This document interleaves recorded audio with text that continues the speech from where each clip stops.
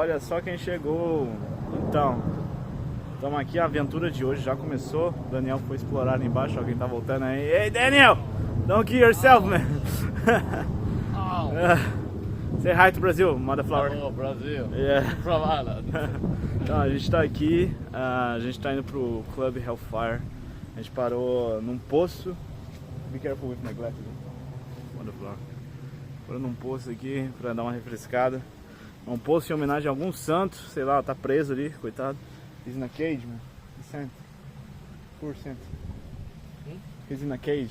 He's blocked. Sent. Poor him. Anyway, então a gente tá aqui. Cara, eu não gravei antes saindo da cidade porque tava sendo um inferno, tá muito calor hoje, cara. A Irlanda tá passando pelos verões mais quentes dos últimos anos. Mas tem um riacho aqui, eu me refresquei um pouco. As nossas coisas estão todas aqui. Como eu falei, a viagem de hoje ela é sem bicicleta.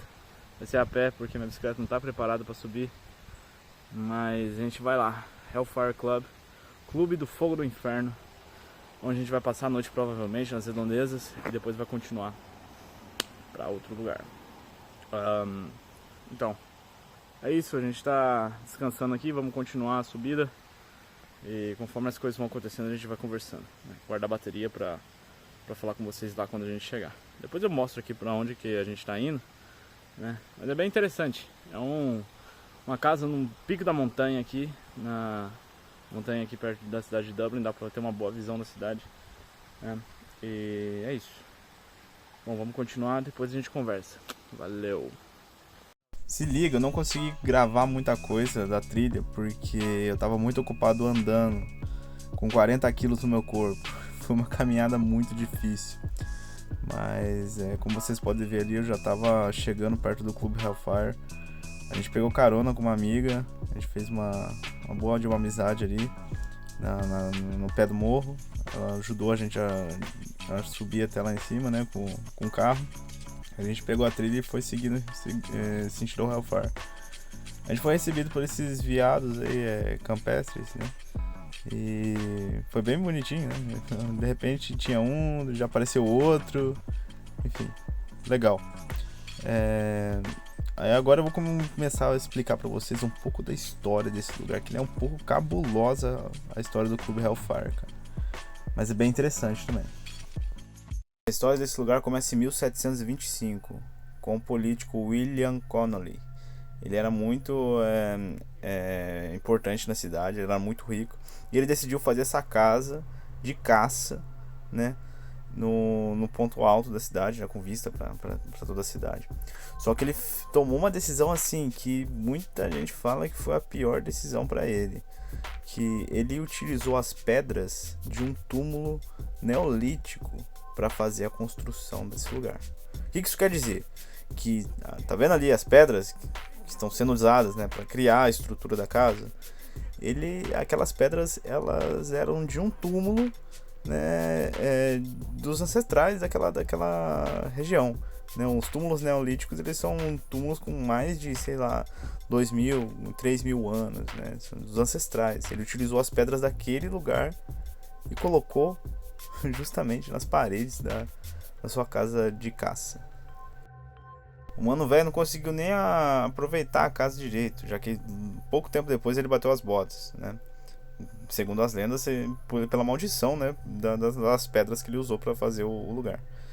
E menos de 10 anos depois da construção, em 1737, a casa ela seguia abandonada, né, não tinha muita utilidade. Só que dela começou a ser o lar, a sede do Hellfire Club. O que seria o Hellfire Club? Ele é um grupo de aristocratas, né, que incluía aí o Richard Parsons, uma pessoa muito influente da época, que se dizia alquimista, mago e coisas do tipo, né? Eles tinham esse grupo, né? Esse grupo de aristocratas, eles se encontravam nesse lugar para usar drogas, para dançar, para fazer orgias, para fazer sacrifícios e qualquer tipo de ritual louco que você pode imaginar. Sim, já foi feito nesse lugar. Tá. o mais louco é que esse lugar ele acaba possuindo umas lendas interessantes, intrigantes no mínimo, né? Imagina só, durante anos o lugar sendo utilizado para fazer rituais, para promover energias negativas, energia sexual e todo tipo de culto às trevas, né? E a energia que vem lá de baixo, né? Teve uma ocasião em 1740, por volta dessa data, que é uma das mais famosas, né, inclusive, que menciona que o próprio Tinhoso ele apareceu na casa, né, para fazer uma visita, né. Imaginem uma noite em que a festa estava rolando, né, eles se encontravam para jogar cartas, para fazer tudo aquilo que eu já mencionei, e de repente chega um estranho no pé da montanha e pergunta se pode se juntar ao que estava rolando ali.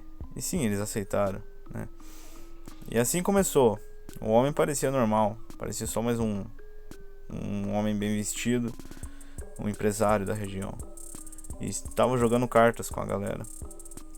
Quando de repente um dos participantes deixa uma carta cair no chão. E quando ele se abaixa para pegar, ele percebe que o cara não tem pés, mas sim cascos. E logo depois que isso acontece, ele simplesmente desaparece e a sua roupa cai no chão. Essa é uma das lendas mais famosas do Hellfire Club. Além dessa história em específico, eles mencionam que o lugar ele estava sendo utilizado por mais uma dessas seitas, mais uma desses cultos. E as pessoas tinham servos naquela época, né? Como se fossem escravos. E um dos escravos ele se negou a participar do brinde ao Satã. E por consequência, naquela noite, naquela específica noite, ele foi, né, pra fogueira em nome do Tinhoso. Sim, o servo ele foi utilizado como sacrifício, né? Além de muitos outros sacrifícios que rolaram ali, tá? Isso é muito antigo para ter dados oficiais e como os participantes eram aristocratas, era fácil de encobrir o que acontece. Mas sim, na região de Dublin, as próprias pessoas que moram ali comentam, né, dessa maldição desse lugar, porque se escuta gritos distantes, né, barulhos de animais que assim não parecem estar pelas redondezas, mas sim dentro do lugar, né? Porque sim, muitos animais foram sacrificados ali em nome do Pata Rachada e sim, também pessoas. A energia desse lugar ela é extremamente densa, né? As paredes lá dentro são frias. É muito estranho aquele lugar. É uma energia que assim não é bonita. O lugar, a visão para a cidade é muito bonita, mas lá dentro você só sente aquela energia pesada. E pois é, aqui eu encontrei um bom lugar pra gente passar a noite, tá? Debaixo dessa árvore, um pouco mais distante da casa principal, eu decidi montar a barraca ali, fora da propriedade, né? Porque eu também não quero ficar ali pegando energia do Tinhoso em específico, eu não tô preparado pra isso. Mas aqui eu fui ver um lugar bom pra gente montar o acampamento. E logo mais vocês vão ver como que muda, né, a perspectiva do lugar durante a noite. Porque de dia eu gravei esse vídeo para vocês verem mais como é que fica a estrutura, né, do lugar, porque conforme com a claridade dá pra ver melhor. Mas de noite ali o bicho pega, cara.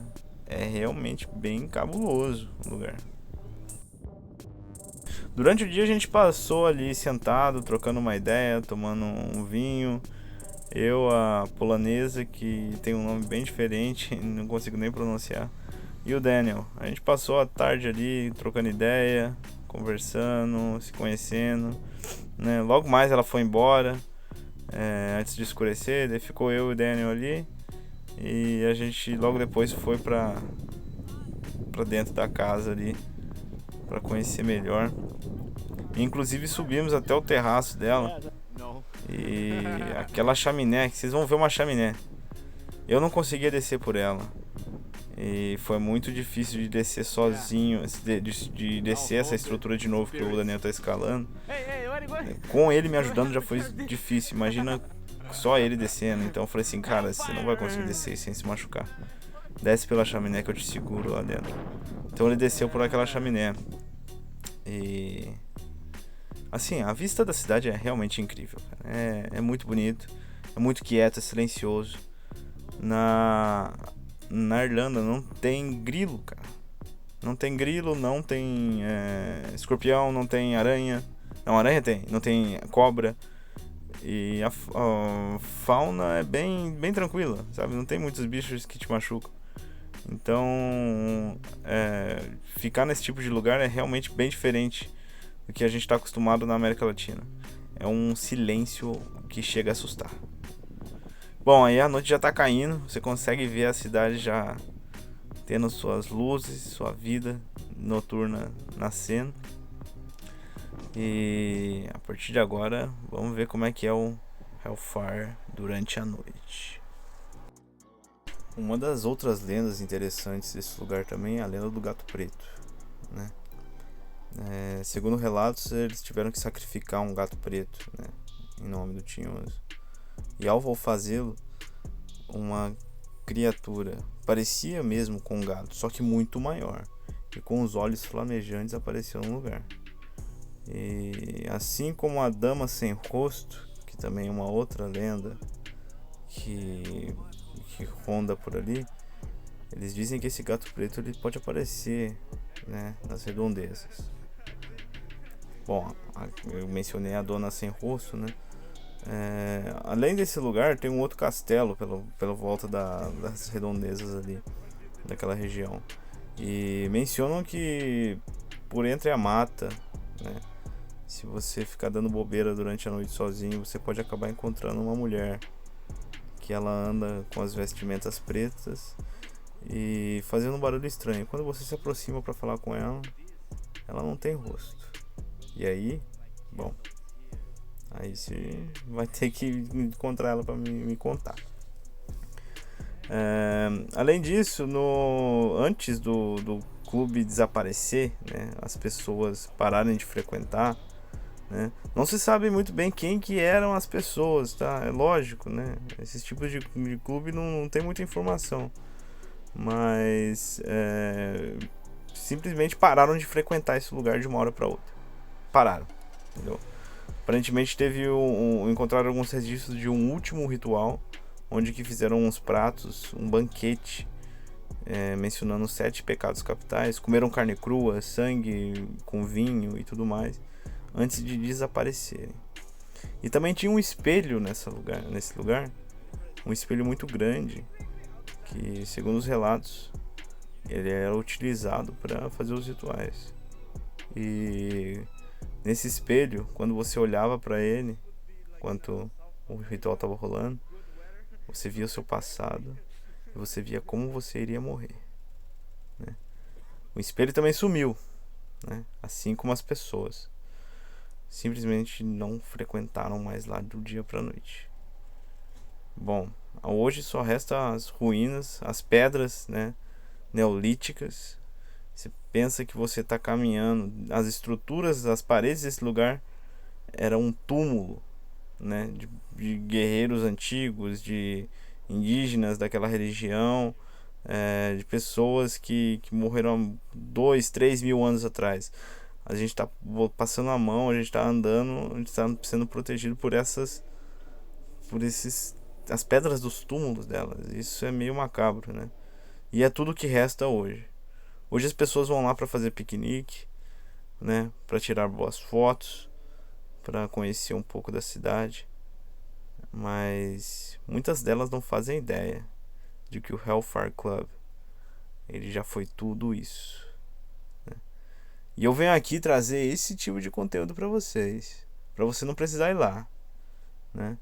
A energia é densa, o bagulho é louco, mas aqui a gente tá bem selado, né? Não passa nada, tá tranquilo. Mas foi uma experiência interessante, né? Espero que você tenha gostado aí de descobrir mais sobre o clube Hellfire. E segue aí porque o vídeo não acabou, né? A parte 2 ainda ela foca mais na viagem, tá? Porque como eu falei, foram 3 dias de caminhada com 40 quilos no corpo. Então a gente foi para outros lugares também. Esse foi o começo da jornada. Já é. Fica com o vídeo aí e a gente se fala depois. Only 2 holes up there. Which one? I don't know where it was. I don't know.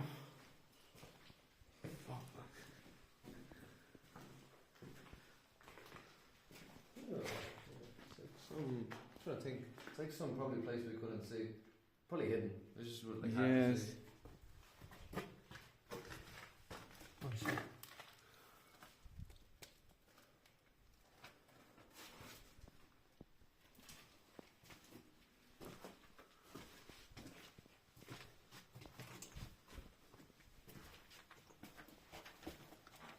Yeah, it's so weird that like people, And there's another place there, no?